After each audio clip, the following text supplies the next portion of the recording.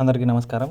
Welcome to my channel. ఈరోజు మనము 2019 నుంచి 2023 డిసెంబర్ వరకు ఎవరైతే పెన్షన్ తీసుకుంటూ చనిపోయారో, ఇది ఎస్పెషల్లీ జెంట్స్ చనిపోయారో వాళ్ళ పెన్షన్ అనేది వాళ్ళ వైఫ్కి ట్రాన్స్ఫర్ చేయడం జరుగుతుంది.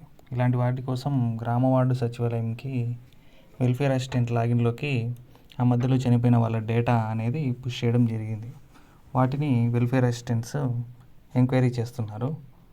మీరు ఒకవేళ మీ హస్బెండ్ 2019 నుంచి 2023 మధ్యలో చనిపోయి ఉండి మీరు ఇప్పటికీ పెన్షన్ పొందలేకపోయి ఉంటే కనుక ఒకసారి మీరు సచివాలయంలోని వెల్ఫేర్ అసిస్టెంట్ని కలిసి ఎంక్వైరీ చేయండి, మీ నేమ్ వచ్చిందా లేదా అని.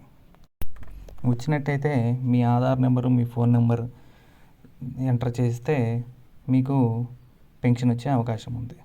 ఒకవేళ మీ హస్బెండ్ 2019 నుంచి 2023 మధ్యలోనే చనిపోయి ఉన్నారు, కానీ లాగిన్లోకి రాలేదు.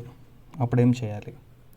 అప్పుడేం చేయాలంటే, మీ హస్బెండ్ చనిపోయినప్పుడు వెల్ఫేర్ లాగిన్లో డెత్ అని మార్క్ చేయకుండా 3 నెలలు కంటిన్యూగా పెన్షన్ తీసుకోకపోవడం వల్ల అది పెన్షన్ అనేది డిసప్పియర్ అయి ఉంటుంది.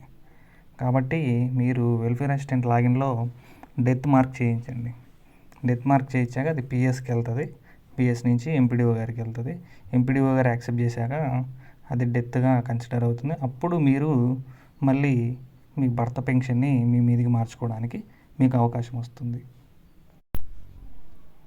కాబట్టి మీ రిలేటివ్స్ కానీ, మీ ఇంట్లో కానీ ఎవరైనా ఇలా పెన్షన్ తీసుకుంటూ చనిపోయి ఉండి వారి వైఫ్కి ఇంకనూ పెన్షన్ రాకుంటే కనుక ఇప్పుడే వెళ్ళి మీ దగ్గరలోని సచివాలయంలోకి వెళ్ళి వెల్ఫేర్ అసిస్టెంట్ గారిని ఒకసారి కలిసి వారు అడిగిన సమాచారాన్ని ఇచ్చి లబ్ధి పొందేలాగా చేసుకోగలరు.